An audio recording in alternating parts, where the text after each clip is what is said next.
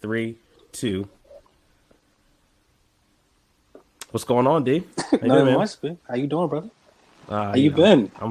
I'm been good, man. Just busy trying to get these house sold. Yeah, You make know, that you money. know. Make that money. Yeah, that's right, man. Baby's gotta eat. Baby's gotta eat. They gonna eat a lot too. So man, we're finally doing this, huh? It's finally It happening. is. It's happening. It's.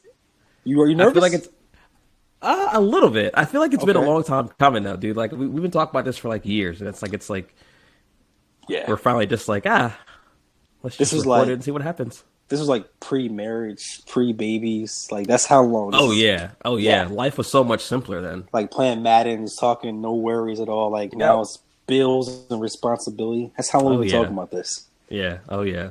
This is dope. Yeah. Well, let's get into it, man.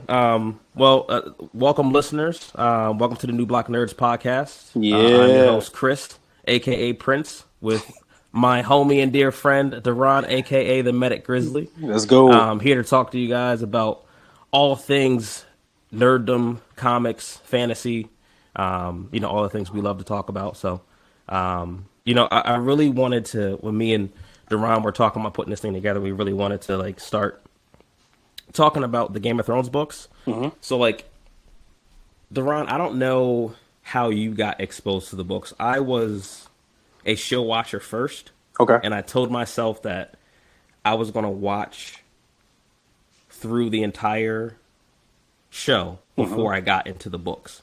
And after the absolute travesty that was season 8, which we won't go into that. This is not a podcast reviewing the show. We're reviewing the books. Thank you. I decided, I was like, you know what? There's no way that this story ends that way. So I started reading the books. My wife actually got them for me a couple of years ago as a birthday gift.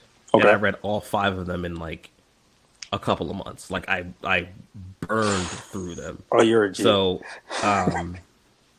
anybody listening to this, highly, highly, highly, highly recommend, if you have not read the books yet, get them now because Yes. they're amazing. They are amazing. So you've had him for a couple years now. So reading the Yeah. books. Yeah. So I am a little different. So Game of Thrones in my household, I'm like the only person who cares for that kind of stuff. So they made a whiskey. I'm not sure if you remember that or not. They actually had Oh yeah, I remember that. Yeah. for every house there was a whiskey for it. So me and my curious self went there and found different whiskeys. And then I found like, yo, you know what, the house this, the house that? I was a show watcher, so I didn't know all the full details of everything. So I was Right. like, wait, I got to read the book. I got to see what's going on. I thought the show would give it justice and what's going on. And then I'm like, yeah, they missed a lot. I feel like now how Yeah. Hollywood does things, it does not do justice for the book. Well, I feel like that's with most adaptions of books or novels, right? Like there's only so many things you can put on screen. Like on the page, your imagination. I mean, your limits are just whatever your imagination is, Yeah. right? So there's a lot of like inner thoughts and other kinds of like inner dialogue and little nuances that you can put on a page that really you can't translate to screen. And of course, like when you're talking Hollywood, you're talking budgets and just practicality, right? With some things you just kind of can't like put on the screen. Now, which is why I think is a huge reason why like anime adaptations have done so poorly because it's very hard to like translate. We're not going to get into that. We're going to have a I good don't wanna conversation. We're going to have a positive conversation today. Yes, We're not yes, going to go down yes, that we are. road. Yeah. So- We'll have one of those another day. Yeah. So I started like going back and you want to do this podcast. I said, cool. We're going to start from the very beginning. So the prologue. Prologue for a Game of Thrones, and just so the It people is. who don't know, a Game of Thrones, the show was named after the first book in the series called A Song of Ice and Fire. So this is the first book in the series of Ice and Fire, a Game of Thrones.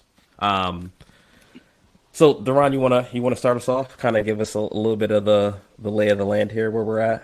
So right now I'm going to talk basically from the novice. So you are more the expert. You have read the books.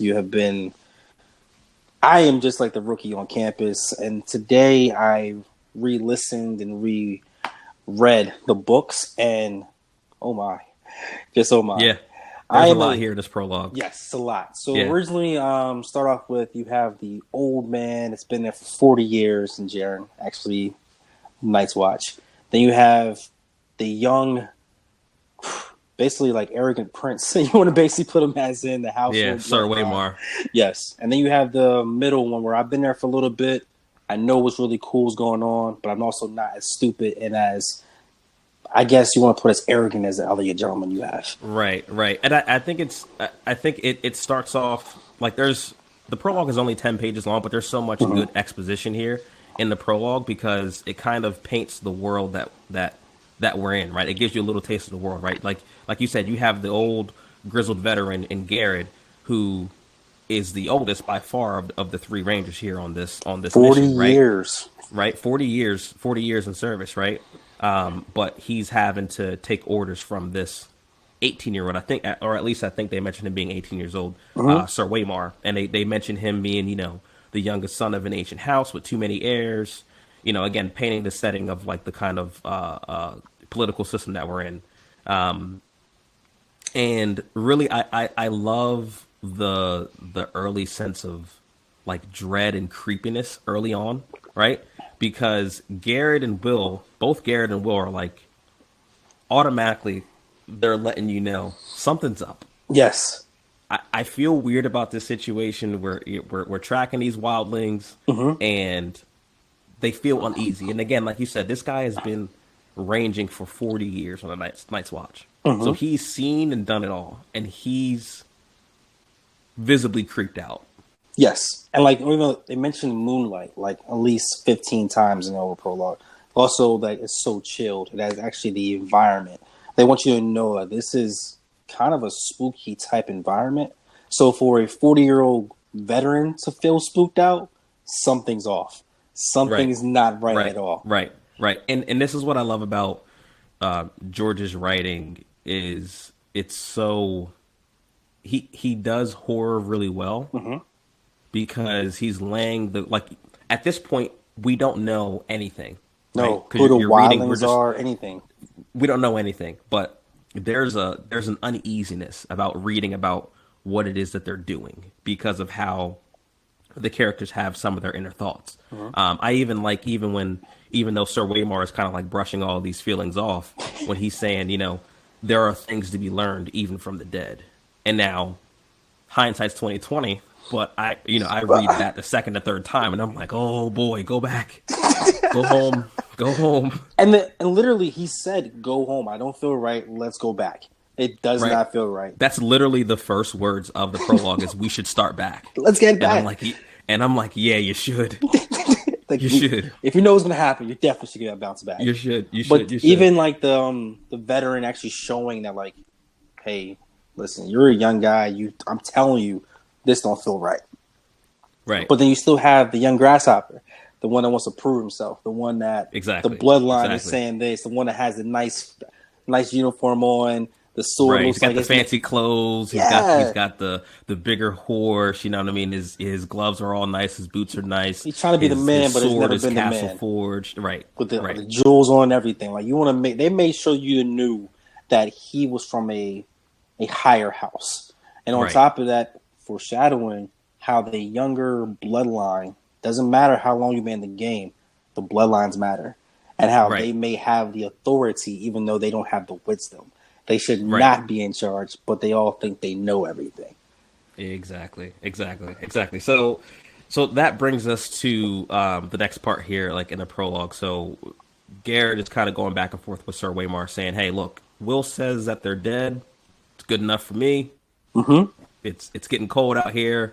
We've got a long ride back. Let's just go back." So, of course, Sir Waymar is, and he's kind of mocking through this whole exchange, but he tells Will to recount what he saw, and Will insists that they were dead, because he talks about seeing a bunch of the bodies kind of scattered about, laying down, and Garrett is blaming the cold, saying that maybe they froze to death, right? But Waymar and Will have this exchange where they talk about that the wall was quote unquote weeping, right? Yes. So it was probably above freezing temperatures, which means that the ice on the wall was melting a little bit. So them definitely not cold freezing enough. was not for like when it really happened.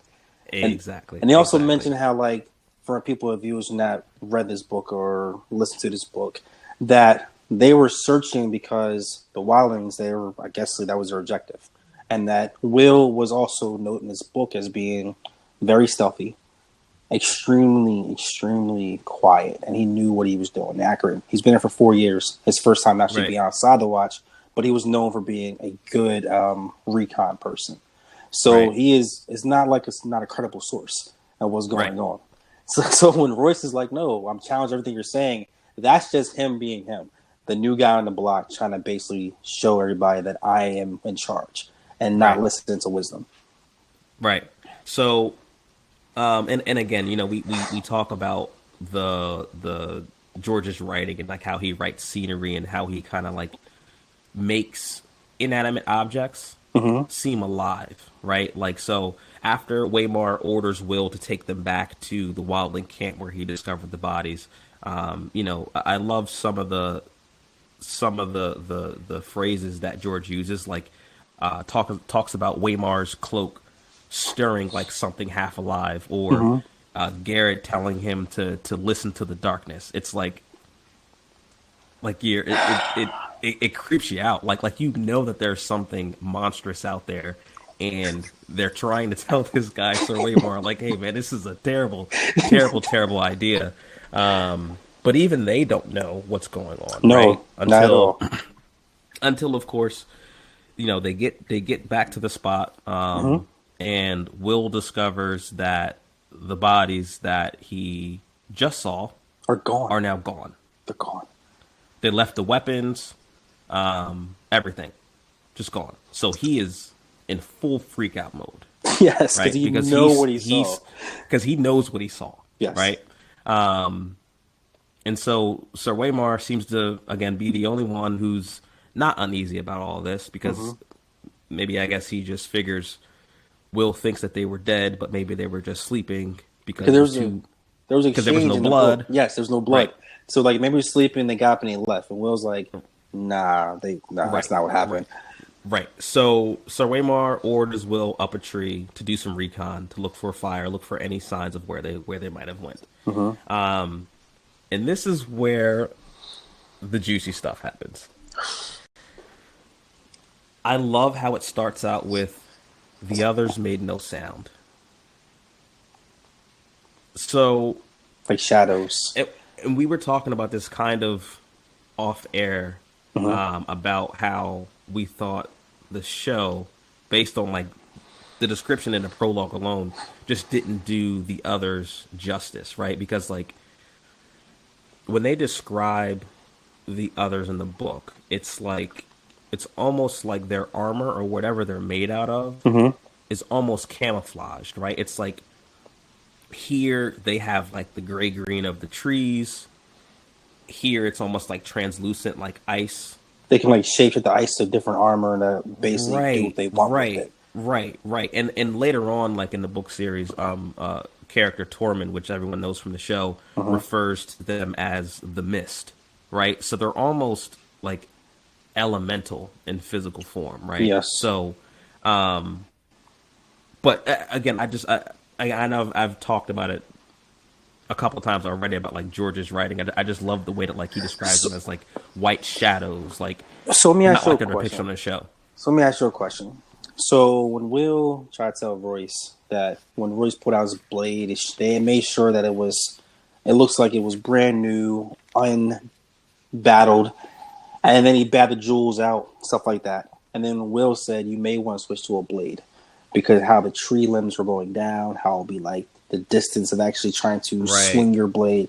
It just tells you that this is like a creepy forest. They're walking into an area where like there's not much space. You have the moonlight for the vision, but you have the cold brisk. You have all these things happening. And then you tell the most seasoned person to stay by the horses and watch the horses. Like you are walking into like every single sign of like a horror film and saying, don't do that. And you're going to walk into this. I mean, it's a classic horror trope, right? It's just like Yes. all of us reading it or watching it is just we're all just like, oh, these guys are fucked. Yes, they're done. Like we all know that they're fucked. We don't know by what yet, Uh-huh. but we know just by reading it and seeing some of the uneasiness for some of the characters is just like, all right, okay, they're not long for the world here. And I love how even the communication of how it comes down to I may know better, but I don't care to reason. It's more of like the dictatorship type scenario where like I don't care. I'm gonna do what I want to do. I'm the man in charge, and it also Right. shows you how this whole breakdown of Game of Thrones in the future goes. And as far as like the communication, how households break down, and how like we give you warning signs. Like his writing is amazing when it comes down to the foreshadowing and actually saying like, "Yo, you didn't say this wasn't coming. We told you it was coming. You just didn't open your eyes and open with your ears and actually hear Yeah. everything that was happening." Yeah, yeah, and so there's a couple of passages that like I wanna point out in here. So we were talking about like the description of the others a little earlier, and this is how they're described when they first emerge. A shadow emerged from the dark of the wood. It stood in front of Royce. Tall it was, and gaunt and hard as old bones, with flesh pale as milk. Its armor seemed to change color as it moved. Here it was white as new fallen snow, there black as shadow, everywhere dappled with the deep gray green of the trees. The patterns ran like moonlight on water with every step it took. So they're like real, like living camouflage ghosts, almost. Mm. Yeah, they really like it's even like listening to your passes again. It's like, why would you want to fight that? Like, why would you even want to take that Well, challenge? to be fair, I don't think want is the is ever the operable term here, and when you run into the other, no one wants to fight them. No, but No one they're even wants to coming. know that they exist. To be fair, No, and like you can tell almost like how they manipulate Colt and how everything's changing and how right? it's just like these are creatures that they're smart. They actually are aware of what's going on, as in their movements, as in like just overall the actual like atmosphere. It Yeah, just feels like you're not in the real world anymore. yeah, yeah. Like, And I'm glad you brought that up about them being smart because mhm. the others are clearly not just brainless killing machines, Not at all. monsters, right? Because when they talk about when the other challenged Sir Waymar, Hmm. there were others in the woods, like they all like kind of like were standing out and watching, Hmm. right? And so they understood the concept of kind of like one-on-one combat. It wasn't until Waymar's sword later on gets shattered that they all kind of like it's described as like they were mocking him. Yes. So and so again, this is another point I wanna bring up because there's been a lot of theories about this. Hmm. To Waymar's credit, he ain't going like no bitch. No, he didn't. He didn't. So it says Sir Waymar met him bravely. Dance with me then. He lifted his sword high over his head, defiant. His hands trembled from the weight of it, or perhaps from the cold. Yet in that moment, Will thought, he was a boy no longer, but a man of the night's watch. And later on, they talk about how the other halted Hmm. when he raised, his blade above his head. And for a second, they even say, for a heartbeat, he dared to hope. Are we So going there? Are we going there like foreshadowing? yeah, let's do it. Let's do it because I feel like that says a lot. That gives us a lot, especially seeing how the fight ends up going, how just outmatched Sir Waymar is. Why did the other halt? So, just from my outside looking in, first time I heard, I was like, "Yo, is he halting because of the massive jewelry and the shine, the moonlight, how it was coming off, or is he halting because he realized, like, yo, I recognize his weapon. I'm not sure because they are smart, so they're looking like, wait, are you really Hmm. about that? Like, you want to fight me so bad, so can that cause harm to me? Right. And then you on top of them, they realize they're battling. Oh, this is not what I'm scared of. So the rest of my Right. crew is going to mock you, and we're going to have this battle. Exactly. And then on top of that, Exactly. you shatter, and it's like, yeah, you're nothing to me. But there is Right. something in that moment when they realize that they have come across something else in the past, and it doesn't tell you how long it's been. But for things that for them to operate the way they are, there is some kind of weapon that's similar to what he saw that made him freeze, as in like, yo, this could kill me. Yeah. Yeah. And I think, I mean, this is, again, the prologue's only 10 pages. Great 10 And pages. Great. George, as good of a writer as he is, he doesn't choose words or descriptions of stuff willy-nilly.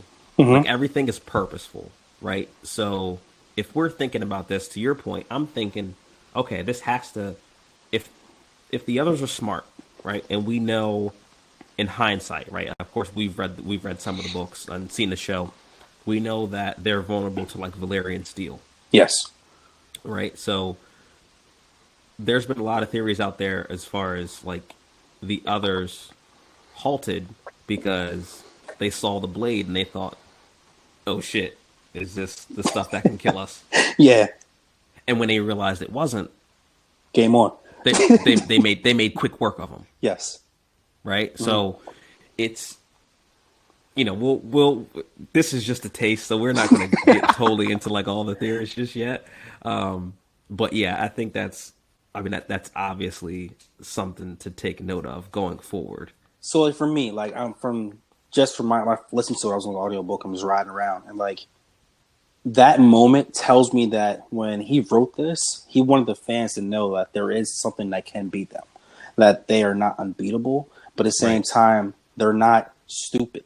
So they can they actually realize that you can't beat them, they're going to basically play with you. But when they actually see something that could cause harm, they may maneuver different in the future. They may not just go all out and just want to crush you. They may actually do a sneak attack. They may start making their army bigger. They may start doing different things to come upon that battle. Right, right. And touching on that point, you know, after obviously Sir Waymar gets killed, R.I.P. And you know, Will finally climbs down, you know, and collects what remains of Sir Waymar's sword, thinking, you know, if I can just get back to Castle Black, I can show them as proof, like, hey, look, this is what's going on.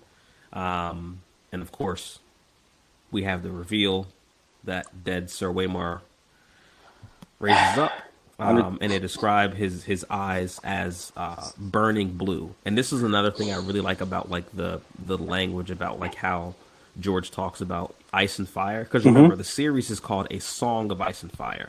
Yes. Right? And so he uses them interchangeably to describe, like, for example, when Sir Waymar got cut, and they talk about, you know, the droplets of blood seemed red as fire when they touched the snow, and eyes burning blue, burning like ice. And it's just like, okay, he's like merging the characteristics of ice and fire together. So like, he's already kind of telling you that like these things work kind of in harmony, which I think is, I mean, it's obviously a big theme of the series, right? I mean, it's called A Song of Ice and Fire, but it's just like in hindsight now, like the second and third time that I read this prologue, I'm going back and looking at those specific words, like, It's like the balance of two. So once you like, you think about ice, you're not thinking about it burning you. Also, you're thinking about how things are, and then like this whole prologue of what's happening. It's only 10 pages, and we're talking about it, but it sounds like it was 30 pages, right? And the entire time, he was in the tree. He was in the tree, and he saw everything. He saw everything. Yes. Which I don't blame him. And they talk about, you know, Will had thoughts in his brain like, oh, I should yell, I should say something. Yes. But And they said I'm sure he was thinking what everyone else was thinking. Fuck that. Yeah, not saying a word. I forgot the exact quote. It's in the book where it's like the words were taken out of his mouth as if he couldn't speak anymore. So, and then on top of that, he's like, they're not going to believe me. The first, I told you guys about what's going on. They didn't believe me the first time. So let me collect this sword. Let me go back. And then the thought in his mind is like, wait, is Garen even there? Like, if I get back to the horses, is he even going to be there? Like, this overall thought, like, I'm in the middle of something that I don't know if I'm going to survive. And then how things and he doesn't. He doesn't. But that's just how it's like in my mind, like, wait, I have no chance on this one. And then it kind of gave me like the Star Wars vibe, the good versus bad, the evil, how it has that balance of what's going on. So go back into Right. your ice versus fire. So it's just everything about this and just a prologue. You got to keep reading this book. You have to. Yeah, yeah. And that's the thing that's the reason why I flew through these books the first time I read through them, because they're just page turners, man. I mean, I would be laying in bed with my nightside lamp on, reading for hours. I mean, until literally fell asleep with the book on my hand, because I couldn't put it down. What? I couldn't put it down. Like I don't know how. Like anyone out there who has not read the books yet, I don't know how you get through these 10 pages of the prologue, knowing what you know about the show, and then just stop. You don't even have to watch the show. Like, for instance, like my wife, Jay, she's never really watched the show. I want to send her, when we're done this, just a prologue. Just listen to it, read Just it. a prologue. It's this prologue, and then come back and talk to me. Yeah. Just come back and talk to me, because you're gonna have questions. You're gonna be curious, like, wait, this happens. What happens next? Keep on going. And so- talk to me later. And so, kind of like looking ahead a little bit to like the rest of the book and the other books. This book is called A Game of Thrones, right? So even though it's clear that really the big antagonist that all the characters should be focusing on are the others. Mm-hmm. But after this, I mean, this is as much information as we get from them for a very long time. It was like People don't even know that they exist. I mean, like, we don't hear about the others for how long after this? How long was in the book? I know this in the actual. I think it was season 2, like episode 9 or 10, before we even got a chance to like see one. Right. As far as like that was that long. Like you totally Right. forgot about. Like you knew it was there. They say winter's coming, the cold. They emphasize that a lot. But as far as like remembering like what took place, you don't. It's like it's a whole other side of the country. That's how you feel. Yeah. And then like, wait, this threat is still there. It's what the book originally started from. Like it's coming. Yep. And you realize, kind of reading through all the different kind of political warfare and actual warfare in the South, that none of this shit really matters. Nothing. At the end of the day, none of this really matters. None of this really matters. Oh goodness! Because these damn ice zombies are coming for everybody. They said that they move with mist and the shadows. Like if that right there does not creep you out, it doesn't matter who's on the throne. It doesn't matter what you had to drink. It doesn't matter whose bloodline what. How you gonna beat that? What are you gonna do? That is a But there is a discussion for another weapon. day, my There friend. is a weapon though. We're gonna get to that part. There's a weapon that can take them all down. And we'll get to that discussion another day for sure. We can't spoil everything here, but Nah. one more big thing I want to point out about, like, someone brought this to me. I was listening to another YouTube influencer who covers the books and all things kind of A Song of Ice and Fire theories. The prologue of this book starts with the others, aka Ice. The book ends. Spoiler alert. The book ends with the birth of Daenerys' dragons. So it starts with ice, ends with fire. So it's just like This man's a genius. that's what I'm saying. That's what I'm saying. Genius. That's what I'm saying. That's what I'm saying. And that's not by accident. Yo, that. All right, so for the people who are listening to this, stick with us, buckle up. The journey is going to be amazing. I feel like a new fan. Like I feel like I'm I'm fan now. It's my first time actually going through this journey, and it just feels refreshing. We can talk about this chapter by chapter and break down our thoughts, and then you actually see the visual of the actual shows and realizing how many they can make a whole new show. With these things that they missed, they could just do it. And I'm game for it. They would take my money now. Just take it. Yeah, I'm not going to advocate for that right now, not until George finishes the books. We'll see how he would have ended this story before. Yes, we let he has to someone be. else do it. Yes, that is true. I don't want someone else doing it. It has to be George. Yeah. It has to be George or bust. Anyways, you got anything else? I mean, that's pretty much it in the prologue. I mean, again, it's super packed. There's a lot of exposition about the world that George is putting us into very early on. You get a little bit about just the world setting and what should be the main antagonist of the story. A lot of foreshadowing, and we'll touch on this as we kind of work through the book. But you know, join us next time where we'll be covering Brand One in the Game of Thrones, Song of Ice and Fire. So, Duran, it's been a pleasure. Until Again, next time, I'm my Chris, brother. and we'll see you guys next time. Peace and love.